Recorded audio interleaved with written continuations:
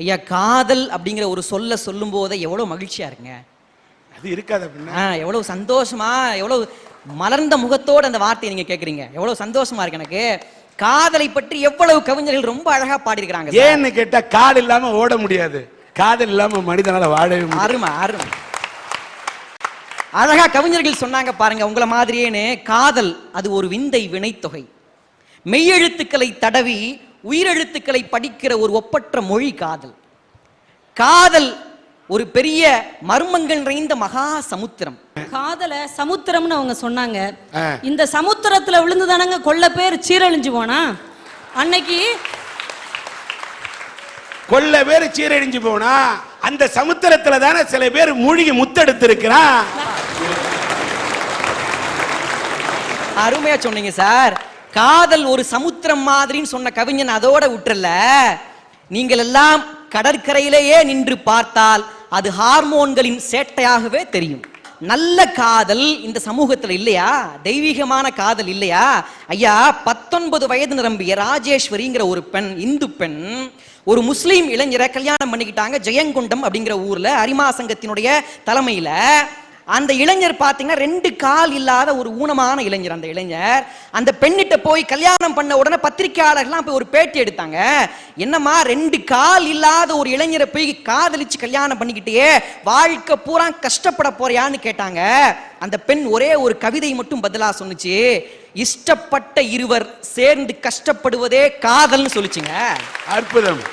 கஷ்டப்பட போற சரிமா, 2 கால் இல்லையே அவருக்கு, எப்படி வாழ்க்கை நடத்த போறன்னு கேட்ட உடனே அவருக்கு வேணா 2 கால் இல்ல சார், எனக்கு 4 கை இருக்குதுன்னு சொல்லிச்சு அந்த பொண்ணு.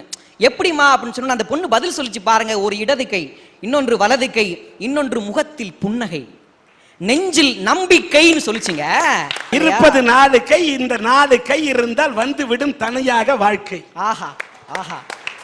ஆனா இந்த நல்ல காதலை நான் போட்டுறேன் சார். ஆனா இதே சமூகத்துல போலி காதல்களை நிச்சயம் நம்ம தூட்டித்தான் ஆகணும். திரைப்படத்துல பாட்டுல பதிவு பண்ணா பாருங்க, எஸ்.சி. கிருஷ்ணன் ஒரு பழைய பாடகர். பிஓஐ பாய், பாய் என்ன பையன், ஜிஐஆர்எல் கேர்ள், கேர்ள் என்ன பொண்ணு, இந்த பொண்ணை கண்டதும் போதை உண்டாகுதே. எம்ஏடி மேட், மேட்னா கிறுக்கு, ஹெச்ஏடி ஹெட், ஹெட்னா தலை, தலை கிறுக்கு புடிச்சு நீ ஏனோ திண்டாடுற. லைலா நீ அடி, மஜ்னு நான் அடி, ட்ராஜடி நமக்குள் வேணாண்டி, காதல் போதையில் பேசும் வார்த்தைகள் காற்றில் போயிடும் பறந்தோடி. ஹே பிஓஐ பாய், பாய் என்ன பையன், ஜிஆர்எல் கேர்ள், கேர்ள் என்ன பொண்ணு, இந்த பொண்ணை கண்டதும் போதை உண்டாகுதே. அவர் பாய பத்தி பேசுறாரு, உங்களுக்கு என்ன சின்ன பையனை பத்தி வரணுமா?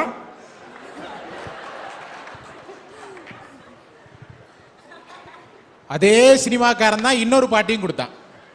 பாட்டுக்கு பாட்டா, காதலனும் ஜோருல காசு இருக்கும் திமிருல பசங்களைத்தான் அலைய விடுறீங்க, 6-7 மாசமா அலைய விட்டு மோசமா அண்ணான்னு அல்வா தர்றீங்க, அதுக்கு பரிகாரமா ஆரம்பமே தாலிதான். காதல சொன்னதும் அந்த பாட்டு தான், மோசமான நிலைமையில கொண்டு தெருல விட்டுருவான்னு சொன்னதும் அந்த பாட்டு தான். காதல் எங்க வரைக்கும் வந்துட்டு தெரியுமா? 1ஆம் கிளாஸ் படிக்கிற பையன் எல்கேஜி பொண்ணிட்ட போய் ஐ லவ் யூன்னு இருக்கான். அந்த பொண்ணு சொல்லுது, இந்த விளையாட்டுலாம் ஏன்ட்ட வச்சுக்காத, நான் 1 வருஷமா யூகேஜி குமார் லவ் பண்ணிட்டு இருக்கேன். இந்த வேதனைதான் கவியரசு அன்னைக்கே சொன்னா சார். கண்களின் தண்டனை காட்சி வழி, காட்சியின் தண்டனை காதல் வழி, காதலின் தண்டனை கடவுள் வழி. உமாசங்கருக்கு என்ன வழி? உண்மை தண்டிக்க என்ன வழி நான் யோசிக்கிறேன். போடுறது கண்ணாடி, என்ன அடைக்கிறது முன்னாடி, பேசுறது பின்னாடி, இந்த விளையாட்டு என்னடி? ஐயா, எல்லாம் நீங்கள் சொல்லி தந்த சொல்லடி. கரெக்டா பேசுங்க, இல்லாவிட்டால் வந்து விடும் கல்லடி. ஐயா, இந்த பாட்டுல ஒரு வரி வருங்க, ஜிஐஆர்எல் கேர்ள், கேர்ள்னா பொண்ணு, இந்த பொண்ணை கண்டதும் போதை உண்டாகுதேன்னு சொன்னானே, அதை நான் காதல்னு சொல்லல. ஒரு பொண்ணை பார்த்தா வாழ்க்கைக்கான பாதை தெரியுதுன்னு சொன்னா அது காதலுங்க. அந்த காதலை தான் போட்டுரும். இதே சமூகத்துல கிருஷ்ண பகவானை காதலித்தது மீராவும் ராதையும் நம்ம பக்கத்தூர் ஆண்டாளும் மட்டும் இல்லைங்க. டில்லி சுல்தானினுடைய மகள் திருமாலையே காதலித்து திருமாலையே கல்யாணம் செய்து கொள்ள வேண்டும் என்று தவம் இருந்தாங்க. ஒரு நாள் திருவரங்கத்தில் திருமாலுடைய சிலையை பிரிந்த சோகத்தில் உயிர் துறந்தாங்க. இன்றைக்கும் திருவரங்கத்தில் துலுக்க நாச்சியாராக மக்களால் போற்றப்படுகிற கடவுளாக இருக்கிறார். அப்படின்னா காதல் தெய்வீகமானது இல்லையா சார்? அப்பேற்பட்ட தெய்வீகமான காதலை என்றைக்கும் நான் போற்றுகிறேன். போலியாக வருகிற காதலர்களையும் காதலையும் நான் தூற்றுகிறேன்.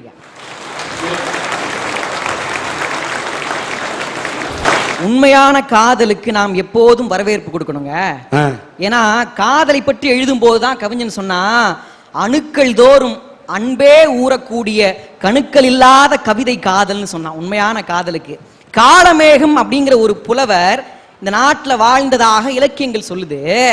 ஐயா, காளமேகம்ங்கிற புலவர் பார்த்தீங்கன்னா 4 அடி வெண்பாவில் 40,000 கருத்துக்களை சொல்லி சென்றவர். உங்களுக்கு தெரியும். இந்த காளமேகம்ங்கிற புலவருக்கு திருவரங்கத்தினுடைய கோவில்ல வேலை. அவருக்கு திருவானைக்காவல் கோவிலில் வேலை பார்த்த நடன மங்கையின் மீது காதல் வந்துருது. இவர் பெருமாளுக்கு அடிமை, அந்த பொண்ணு சிவனுக்கு அடிமை.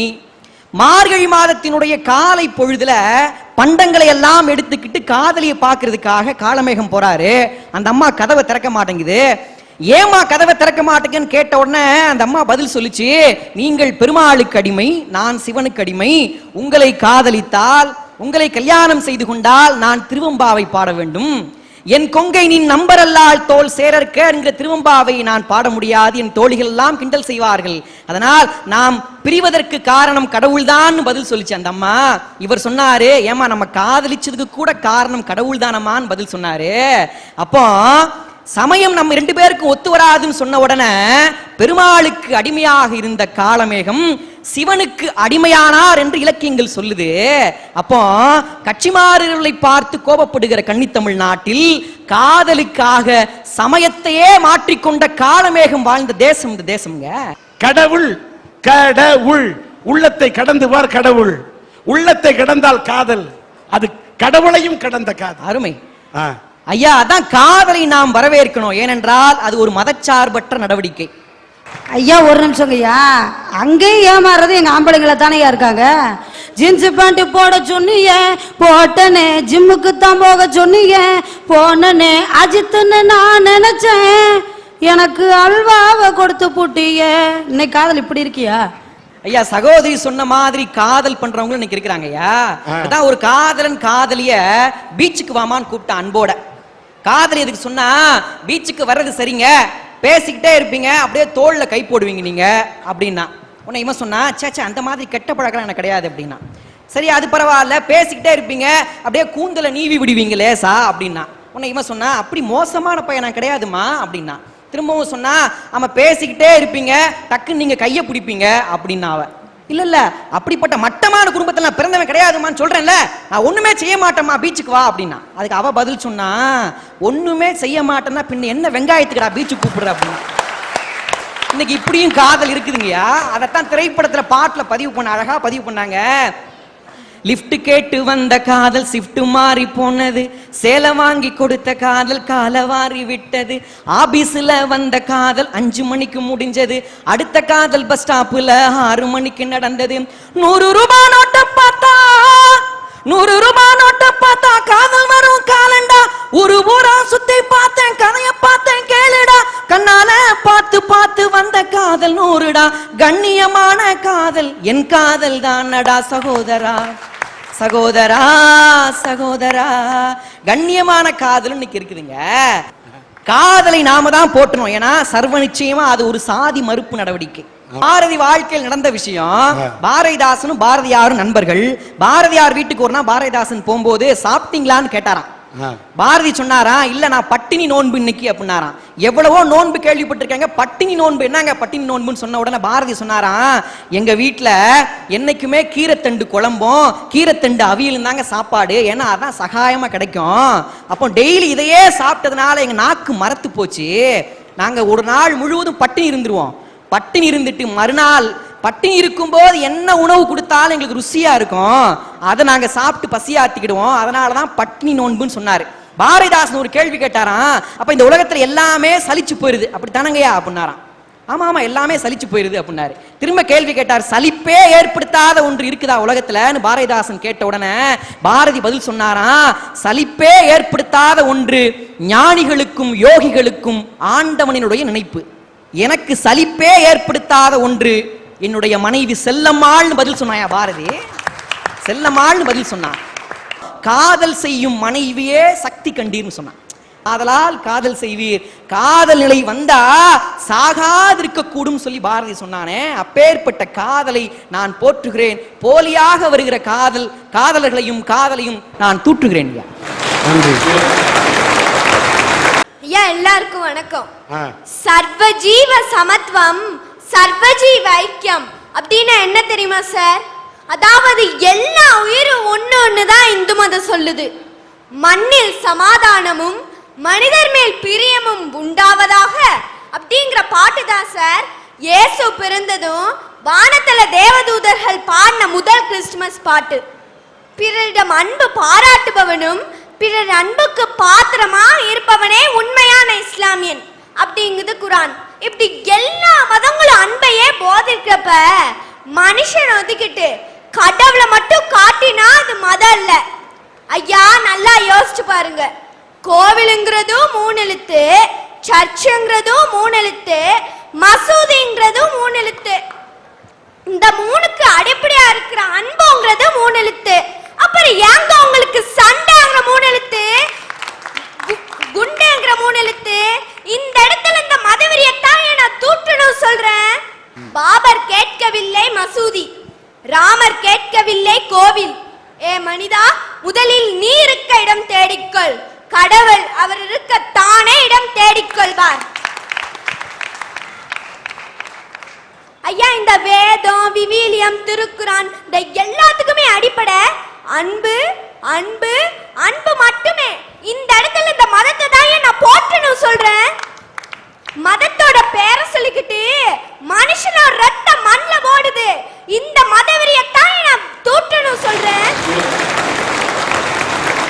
2 இதயங்களின் ஒரே துடிப்பு, 4 கண்களின் ஒரே பார்வை, 2 மனங்களின் ஒரே சிந்தனை, 2 குடும்பங்களின் ஒரே சங்கமம் திருமணம், 2 நெஞ்சங்களின் ஒரே நினைப்பு, 2 இதயங்களின் இனிப்பு ஒப்பந்தம். இந்த உலகத்திற்கு ஒரு புதிய உயிரை உருவாக்கி கொடுக்கின்ற நேர்மையான முயற்சி இந்த திருமணம். உண்மையான காதலுக்கு கௌரவமான முகவரி தருவது திருமணம். மனங்கள் இணைந்து விட்டால் மதங்களே தேவையில்லை என்று உலகத்திற்கு ஓங்கி உணர்த்துவது திருமணம். இந்தியா என்கின்ற அமைதி பூங்காவின் பண்பாட்டு கலாச்சார வேர் திருமணம். இந்த மன வாழ்க்கையை போற்றணுங்க. எனக்கெல்லாம் கல்யாணமான புதுசில் சரியாகவே சமைக்க தெரியாதுங்க. இப்போயும் அப்படித்தான், அது வேறு விஷயம்.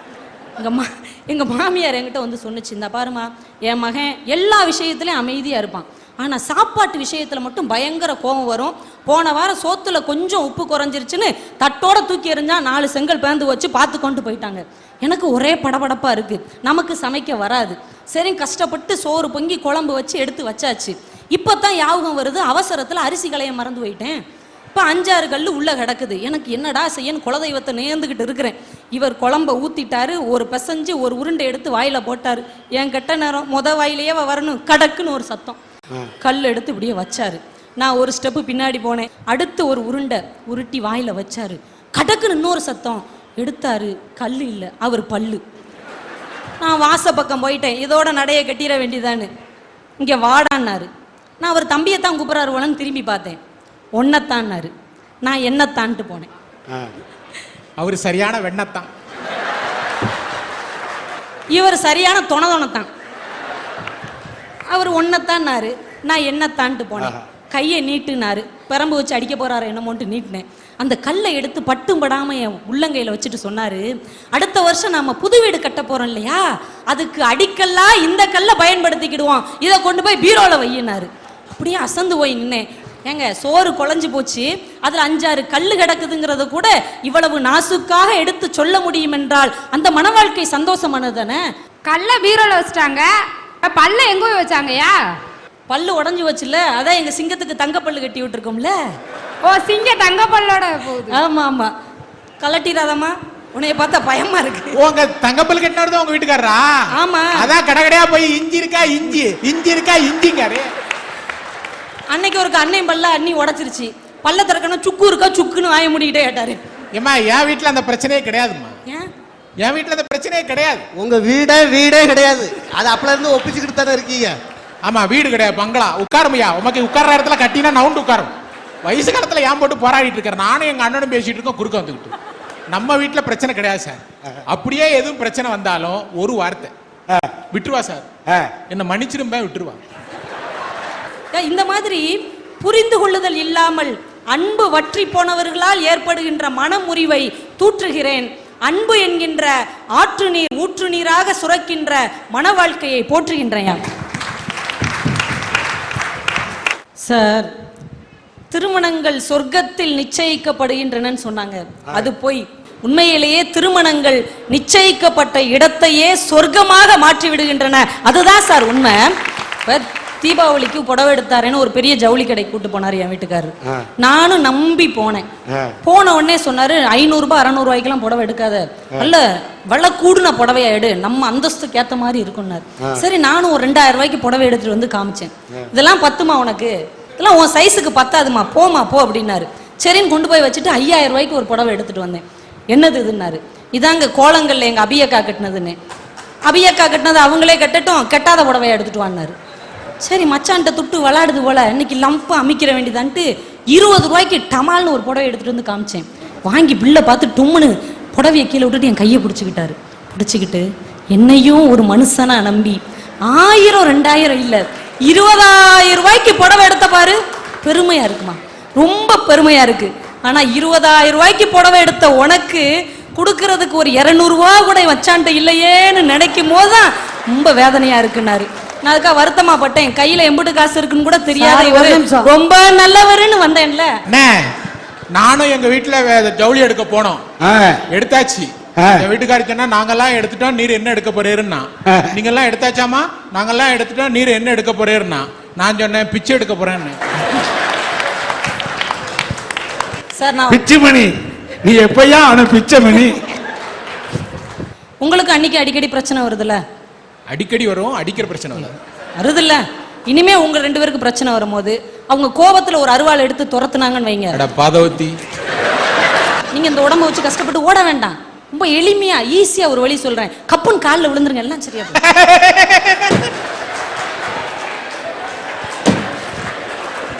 எப்ப இருந்து இப்படி என்னமோ இது வரைக்கும் காலில் உலாத மாதிரி சொல்லிட்டு இருக்கு.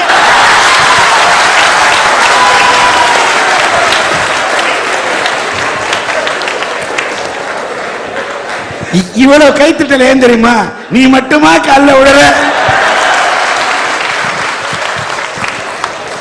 அவங்களுக்கெல்லாம் ஒரு சந்தோஷம், நம்மளும் மேடையில இருக்காப்பா. மேடையிலையா, உலகம் ஃபுல்லா இருக்கிற ஐயா. அவ்வளவு சந்தோஷமா ஒரு நாள் என்ன பண்ணிவிட்டேன், ரசம் வச்சேன். இருட்டுக்குள்ள ஒன்றும் தெரியாம உப்புக்கு பதிலாக சீனியை போட்டேன். ரசம் இனிக்குது. நம்ம எப்பயுமே ஃபர்ஸ்ட் இவருக்கு தானே டெஸ்ட் வைக்கிறது, இவர் இல்லைன்னா வீட்டில் இருக்கிற எலிக்கு வைப்பேன்னு வைங்களேன். அன்னைக்கு சாப்பிட்டாரு. சாப்பிட்டுட்டு சொல்றாரு, இனிக்குதுல ரசமா இது, இதெல்லாம் ஒரு ரசமா, இது அதிரசம்னாரு. வாழ்க்கை எங்க வீட்லயும் வச்சானே ரசம், நவரசம். 9 வீட்டுல பிச்சை எடுத்து ஒன்னா கலக்கி வச்சிருந்தா. வாழ்க்கை எவ்வளவு சந்தோஷமா எடுத்துக்கிறாரு. ஆனா இப்படிப்பட்ட மனுஷனுக்கு கூட ஒரு நாள் கோவம் வந்துருச்சு. நான் சன் டிவில நியூஸ் ரொம்ப விரும்பி பார்ப்பேன். அக்கா என்னை அறிவாளின்னு நினைச்சிடாதீங்க, அந்த அக்கா கட்டிட்டு வர்ற புடவைக்காக பார்ப்பேன். இவர் வேகமா ரிமோட்டை பிடுங்கி KTV வச்சார், நான் சன் டிவி வச்சேன். அவர் KTV வச்சார். என் மக ஓடி வந்து சுட்டி டிவி வச்சா. டப்புன்னு கரண்ட் போயிருச்சு. இந்த மனுஷனுக்கு என்ன கோவமா தெரியல, பலார்னு அரைஞ்சிட்டு வேகமா போயிட்டார். ஏன்னா நான் திருப்பி அடிச்சிருவேன்னு பயந்துட்டு வேகமா போயிட்டார். போயிட்டு ஒரு 2 மணி நேரம் கழிச்சு எனக்கு ஃபோன் பண்ணார். ஹாய் செல்லம், சமாதானப்படுத்துறாராம். என்ன அப்படின்னு, இல்லை நைட்டுக்கு என்ன டிஃபன் வச்சிருக்கேன்னார். டிஃபனா, விஷம் வச்சிருக்கேன். நான் சொன்னார், ஓகே நீ சாப்பிட்டு தூங்க, நான் வெளியில சாப்பிட்டுக்கிறேன். அக்கா நான் வருத்தமா பட்டேன். ஒரே ஒரு சந்தேகமா, கேளுங்க. அடிச்சது யாரு? உங்க வீட்டுக்காரரா? ஆமா உங்களை? ஆமா. இந்த மனுஷனுக்கு எவ்வளவு தைரியம்! இல்ல, எங்க வீட்டுல நடந்தாலும் சத்தம் வெளியே வராது சார். டிவி சவுண்ட கூட்டி வச்சிருவா. அதுல ஒரு பாட்டு வந்ததுன்னா என் உயிர் என் கையில இருக்காது. டிவி சவுண்ட்ல இந்த பாவி சவுண்ட் அமுகிட்டு போயிடுது. ஆமா, அம்மாடி ஆத்தாடி என் பொண்டாட்டி போட்டு என்ன கொல்லுறாடி. அந்த காலத்துல ஆம்பளை வந்து பொம்பளைய அடிச்சாங்க. அடிக்கிறதுக்கு முன்னாடி இந்த பொம்பளை டெக்னிக் என்ன பண்ணுவானோ, ஐயோ படுவா இப்ப எதுல என்ன போட்டு கொள்ளதானு வெளியே ஓடி வந்துருவா. அடியே விழாது. ஆனா இதுக்கு வக்காலத்தவங்க இருக்கிற எது நடையில ஒரு பொம்பளை உட்காந்துருப்பா. நீலாம் ஒரு ஆம்பளையா? உனக்கு ஒரு வேட்டி, ஒரு சட்டை, ஒரு மீசை, ஒரு வாட்சி, பொம்பளையா கை நீட்டி அடிக்கணும். இவா சண்டைன்னா அவ போவா, அவ சண்டைன்னா இவா வருவா. ரெண்டு பேரும் சேர்ந்து திருவுபுரம் கெடுத்துருவாளுவா. ஆனா இன்னைக்கு கதவை சாத்திக்கிட்டு ஒவ்வொரு வீட்லயும் பொம்பளை ஆம்பளைய தூக்கி போட்டு மிதிக்கா. யாராவது வந்து தெருல உட்காந்து அழ முடியுமா? இல்ல டீ கடையில போய் சுப்பியானே இங்க பாரு செவுட்டுல 5 விரல் பயஞ்சிருக்கோ. அவ்வளவு கொடுமைகள் இருந்தால் அந்த வாழ்க்கை முறிந்து போகும். ஆனா இதையும் மீறி ஒரு ஆம்பளையாளு பொண்டாட்டிட்டு அடி வாங்கிட்டு காலையில 3 மணிக்கு டீ கடைக்கு போனாரு. அங்க ஒரு ஆள் தலையில துண்டை போட்டு உட்காந்துருந்தாரு. என்ன நல்லா ஐடியா நைட்டுனாரு. உனக்கு எப்படியா தெரியும்னா, ஒரு ஆம்பளை மனசு ஒரு ஆம்பளைக்கு தானே தெரியும், உட்காருங்க. என்எஸ்கே அடித்து சிரிக்க வைக்கின்ற நடிகர்கள் மத்தியில் நடித்து சிரிக்க வைத்த ஒரு உன்னதமான கலைஞன் என்எஸ் கலைவாணர். அவர் கடைசி காலத்துல வாரி வாரி வழங்கிட்டு அவர் வறுமையில வாழ்னார். மதுரத்தோட உட்காந்து இந்த நாகர்கோயில் ஒழுகுன சேரி வீட்டுல உட்காந்துக்கிட்டு இருக்கிறார். அவர்கிட்ட முன்னாடி வேலை பார்த்த ஒரு பழைய வேலைக்காரன் மகளுக்கு கல்யாணம்னு பத்திரிக்கை எடுத்துட்டு வந்தான். ஐயா மகளுக்கு கல்யாணம் வச்சிருக்கேன்னு.